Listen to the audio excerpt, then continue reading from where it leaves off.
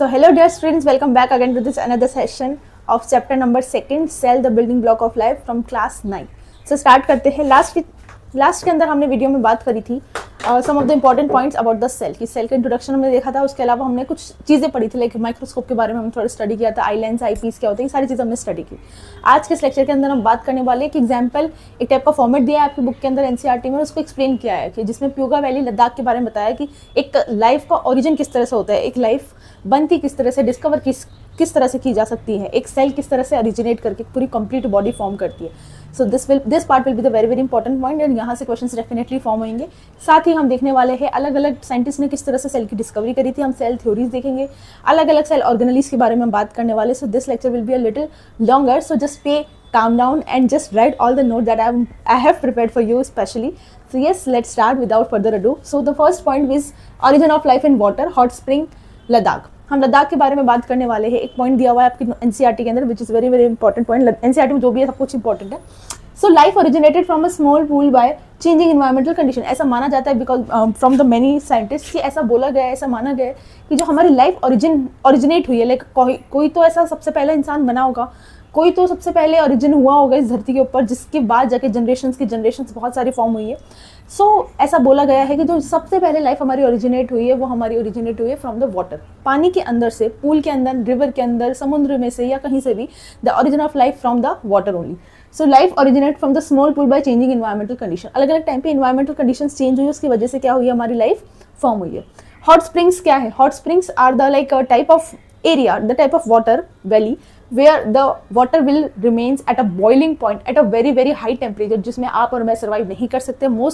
most of the animal, like 99% of the animals can't survive. So it is the type of valley, it's a type of area of water filled which is having a very very high temperature where we are as a person we cannot survive. So hot spring which is present in Pugha Valley is in Ladakh. So Ladakh is the of course area of India.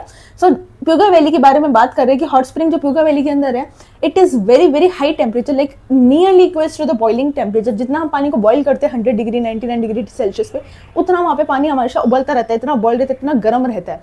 और वो cold temperatures में भी इतना ही गर्म रहता है, लेकिन वो ठंड में भी ठंडा नहीं हो रहा है, उतना ही गर्म है.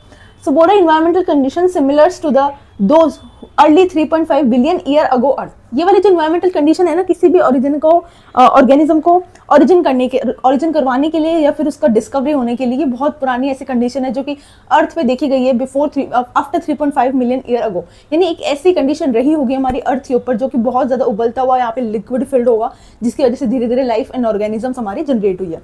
So organisms living at this high temperature known as thermophile. जो ऑर्गेनिजम्स होते हैं, अभी थर्मोफाइल कहाँ से बढ़ा है? जो ऑर्गेनिज्म है जो इतने ज़्यादा हाई टेम्परेचर पर रहते हैं, ये है बैक्टीरिया. ये एक टाइप का बैक्टीरिया है. वहाँ पे जब सर्च किया गया साइंटिस्ट ने कि भाई इतने गर्म पानी में तो कौन ही रहता होगा, लाइक हमारे जैसे ऑर्गेनिज्म तो नहीं रह सकते.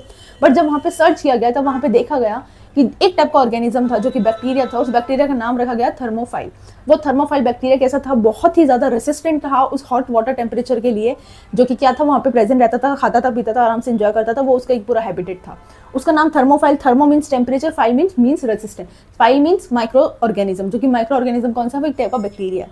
और वो कैसा? यूनिसेलुलर, सिंगल सेल का एक माइक्रोस्कोपिक बैक्टीरिया वहाँ पे आराम से रह रहा है. आज भी रह रहा है, आज से पहले भी काफी सालों से रह रहा है. So just I am explaining to you that the origin of life is a very very important concept and it's a very very old concept to be rewind about. So it's something like that कि हम बात कर रहे हैं कि हमारी origin किस तरह से हुई है, और उसी origin में हम एक organism के बारे में बात कर रहे हैं, और वो organism हम relate कर रहे हैं सेल से, क्योंकि वो एक सिंगल सेलुलर है, वो सिंगल सेल ही उसका सारा काम परफॉर्म कर रही है और वो वहाँ पे प्रेजेंट है और वो अपना पूरा लाइवलीहुड एंजॉय कर रहा है. सो इसके साथ ही एक पॉइंट और आया है कि वहाँ पे जो वैली है ना बनी हुई, उसमें ऐसा है कि मतलब बीच बीच में से राउंड टाइप की वैली बन रखी है, उसमें पानी फैले पूरा ऐसे लाइक गड्ढों की तरह, जैसे हम बात करें. और जो आसपास का एरिया है ना वो पूरा वैली है, पूरा एक टाइप का डंपिया टाइप का है लद्दाख, तो आपको पता ही है. तो इट्स वहाँ के आसपास के अंदर जो भी है ना, मतलब बाउंड्रीज बना रखी है कैल्शियम कार्बोनेट की, जिसको हम क्या बोलते हैं, जिसको हम बोलते हैं हार्ड लेयर. जो हमारे यहाँ पे बिल्ला पुट्टी वगैरह होती है सारी कैल्शियम कार्बोनेट ही होता है इसके अंदर. तो वो बोल रहे हैं कि सेल भी इसी तरह की होती है कि cell it's a type of structure, it's a type of close structure, जिसके बाहर एक सेल वॉल होती है, उसके अंदर सारा साइटोप्लाज्म होता है, सारे ऑर्गेनेलीज होती है.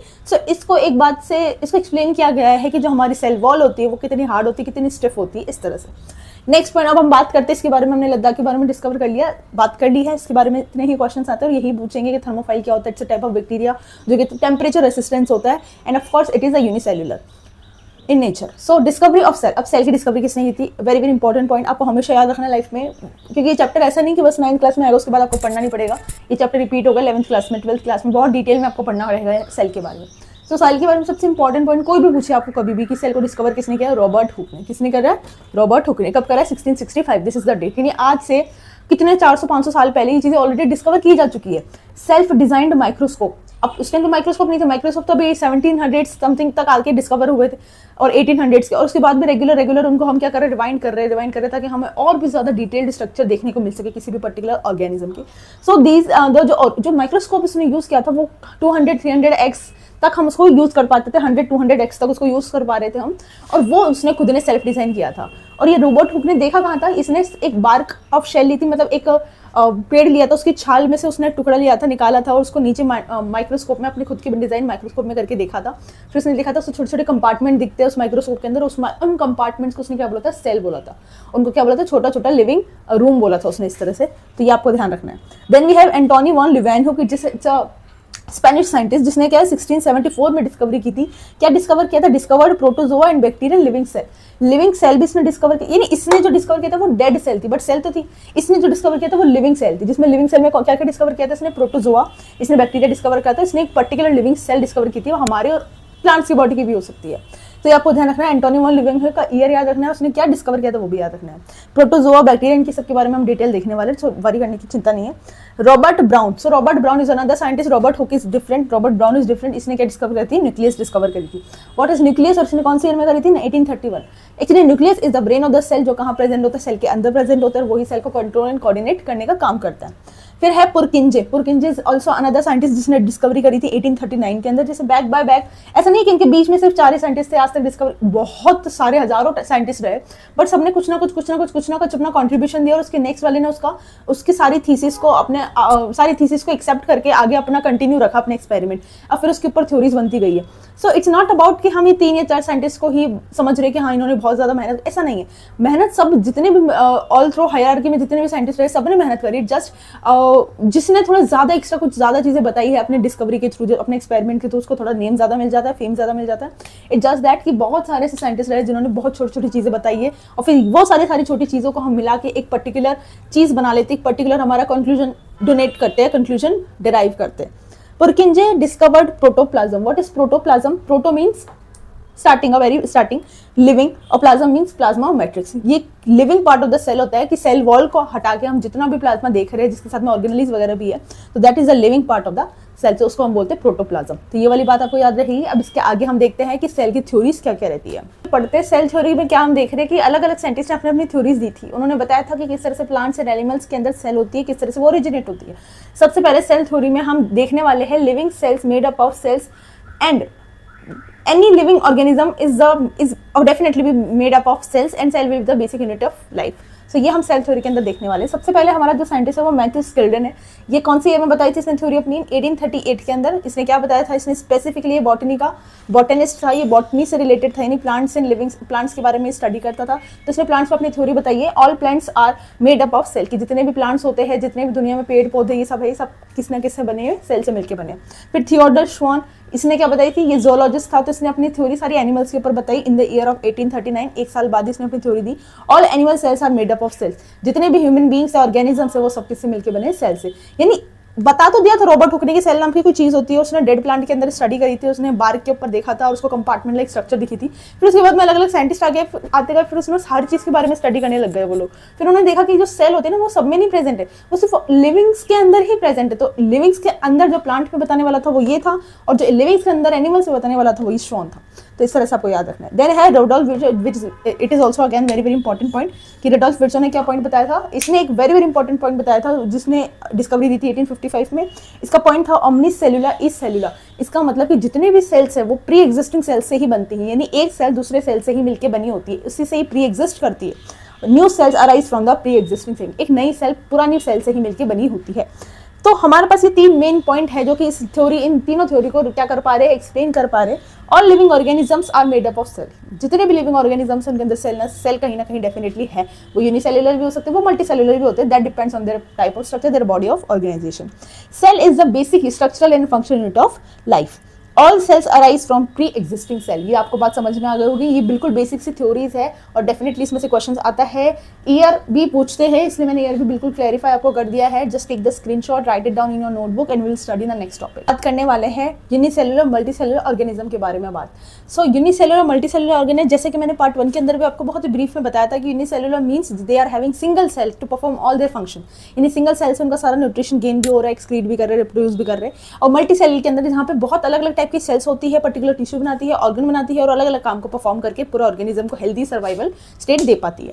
सो यूनिसेल्युलर में हम देख रहे हैं made up of only one cell, single cell से बनी होती है। Multicellular made up of many different type of cells. One cell performs all life process. Single cell होती है जिसमें सारे लाइफ प्रोसेस होते हैं, nutrition, digestion, respiration, excretion, photosynthesis if you talk about plant, and reproduction and the division, any type of life process is there, they all perform in the single cell. Different cells are there to perform different type of functions. Division of labor is absent. Division of labor means कि जैसे एक कोई भी हम काम कर रहे हैं, कोई भी हम घर बनाने की कोशिश कर रहे हैं, जैसे हम घर बना रहे हैं तो हमने दे दिया कि भैया ये वाला आदमी ये ईंटें विटे उठाने वाला है, ये वाला आदमी ईंटों के ऊपर वो सीमेंट लगाने वाला है, ये सीमेंट भरने वाला है, ये सीमेंट छानने वाला है, ये बाहर से सामान लेकर आने वाला है, ये चाय बनाने वाला है। तो this is the division of labour की जो हम अपने घर में भी अप्लाई करते हैं। हमारी बॉडी में भी वही चीज़ होती है कि कुछ सेल्स हमारे डाइजेशन कर रही है, कुछ सेल्स यहाँ की मेरे बोलने में हेल्प कर रही है, कुछ सेल मेरे मसल मूवमेंट में हेल्प कर रही है, कुछ सेल्स जिससे मैं अपनी आइज मेरे ब्रेन से कनेक्टेड है वो अपने मेरे ब्रेन को, मेरी आइज को कंट्रोल कर रही है। So this is the division of labour. तो मैं क्या लगता है एक सिंगल सेल हो तो उसमें क्या ही डिवीजन होगा, ऐसा इतना बड़ा डिवीजन नहीं होता, बट छोटे लेवल पे डिवीजन होता है। कंप्लीटली एब्सेंट नहीं मैं बोल सकती, but it has somehow less complicated then the multicellular, क्योंकि मल्टीसेल्युलर में डिवीजन ऑफ लेबर प्रेजेंट होता है, उसमें बताया जाता है सेल्स को कि आपको ये काम करना है, वो काम करना है। बट यहाँ एक सिंगल सेल ही होते हैं तो वो अपने अकॉर्डिंग अपने आप आसपास वाले ऑर्गेनल्स को ये इंस्ट्रक्ट कर सकती है। तो as such division of labour इतना बड़ा लेवल पे नहीं होता है। नो टिश्यू ऑर्गन्स और ऑर्गन सिस्टम। जब एक ही सेल है तो टिश्यू तो बन ही नहीं सकता, क्योंकि tissue is the group of cells specialised to do function. So यहाँ पे क्या होता है, everything is present. Example bacteria, protozoa, amoeba, yeast, paramecium. इसके अलावा भी बहुत सारे एक्सेट्रा एग्जाम्पल्स है। इतना ही जगह था, मैंने इतना ही लिख दिया। बैक्टीरिया वगैरह ये सारी जो होते हैं ना, they all are micro organism, they all are single cell, not always single cell, but at a particular level if you talk about कि वो सिंगल सेल उनका सारा काम परफॉर्म कर रही है। यहाँ पे प्लांट्स, एनिमल्स, बर्ड्स, फिशेज, ये सब क्या है ये सब मल्टी सेल्युलर, जिसमें बहुत सारे अलग अलग टाइप के इनके अंदर सेल्स है जो स्पेशलाइज एक पर्टिकुलर फंक्शन को परफॉर्म करने के लिए। और यहाँ पे क्या है, इनके डिवीजन ऑफ लेबर भी प्रेजेंट है। So now we will talk about the different type of structures of cell. So now we will see some different shapes and sizes of the cell. जैसे सेल में अगर मैं बात करूँ कि सबसे बड़ा सेल कौन सा है इस दुनिया में, अगर मैं बात करूँ तो which is the egg of ostrich. जो ऑस्ट्रिच जो एक बर्ड होता है, उसका जो एग होता है ना वो बहुत बड़ा होता है, like it's something like this much. So वो एक सिंगल एग होता है, ठीक है। वो एक पूरे एग होता है ना, वो जो पूरे एक ही सेल से मिलकर बना होता है, तो वो सबसे बड़ा सेल होगा। सबसे स्मॉलेस्ट का अगर हम बात करेंगे तो वो हमारा ह्यूमन मेल के स्पर्म के बारे में हम बात करेंगे। सो अब डिफरेंट शेप देख लेते हैं कि जो ये सबसे पहला स्ट्रक्चर है वो आरबीसी का है, सॉरी डब्ल्यूबीसी का। WBC is the white blood cells, जो क्या होते हैं अपनी शेप चेंज कर सकती है, व्हाइट कलर की होती है। It can change its shape, तो शेप भी चेंज कर सकती है, मतलब सेल की property, it can change its shape, it can increase the size of itself. So ये आरबीसी है। आरबीसी का जो शेप होता है वो डिस्क लाइक होता है, ये राउंड स्ट्रक्चर्स होती है, ये अपनी शेप हल्की बहुत चेंज कर सकती है, ज़्यादा नहीं कर सकती बिकॉज ऑफ सम म्यूटेशंस। और ये वाले थर्ड टाइप की सेल्स होती है जिसे हम मसल सेल्स बोल रहे हैं। ये कैसे टाइप की बोले थे, स्पिंडल शेप होती थी, it's a type of spindle something like structure. तो ये इस टाइप की सेल्स होती है जिनको हम मसल सेल्स बोल रहे हैं। उसके बाद में हम देख रहे हैं नर्व सेल, जो कि इलॉन्गेटेड एक लॉन्ग लाइक स्ट्रक्चर्स होती है, जिसमें मैंने पहले बताया था कि इसके स्ट्रक्चर इस तरह से होता है ताकि मैसेज क्या है जल्दी पास ऑन होकर आगे नेक्स्ट फॉर्मेशन तक जा सके। तो ये इनका शेप इनके फंक्शन पे बहुत ज़्यादा वेरी करता है, क्योंकि जिस टाइप का फंक्शन होगा उसी टाइप की शेल की शेप होगी। जिस टाइप का फंक्शन हमें, लाइक मेरे को सांस लेना जल्दी ब्रीदिंग करनी, तो मेरे ब्रीदिंग के अंदर जितने भी सेल्स है, जितने भी ट्रैक्ट के अंदर सेल्स है, वो क्या है, स्पीडी प्रोसेस परफॉर्म करते हैं, जो क्या कर सकते हैं, जल्दी सांस देने का लेने वाला काम कर सकते हैं। ये है इंटेस्टाइनल सेल, जिन्हें हम क्या बोल रहे हैं, रेक्टेंगुलर या क्यूबॉइडल सेल्स होते हैं। जिस टाइप की सेल्स होती है उसके ऊपर एक लेयर होती है किसकी, विलाई लाइक स्ट्रक्चर्स होती है जो सरफेस एरिया बढ़ाती है। देन वी हैव ओवा, ये ओवम जो कि क्या है, सेल है, फीमेल बॉडी का है, हमें पता ही है, जो क्या होता है स्फेरिकल होता है, राउंड शेप का स्ट्रक्चर होता है। देन वी हैव स्पर्म का, जो कि एलोंगेटेड शेप का होता है, आगे इसमें पॉइंटेड स्ट्रक्चर होती है, जो क्या करती है, एग को पॉइंट आउट करने का काम करती है, उसके अंदर इंसर्ट करने में हेल्प करता है। और इसकी एक लंबी सी टेल होती है, इसका हेड पार्ट होता है। So this is the male sperm, जो कि लॉन्ग या एलोंगेटेड स्ट्रक्चर होता है। So these are the particular shape and yes, this is all for today. today's session. We'll definitely meet in the next session. If you have any type of any sort of doubt, you can definitely ask me out in the comment section, and yes, I will try to reply to one on all present there. So yes, keep watching. Do not forget to like, share and subscribe, and yes, do not forget to comment down below. Definitely shorts will be there, and I'm going to upload a new series of the shorts where I will be telling you so many different type of questions on the basis of whatever I'm teaching in the long videos. So do not forget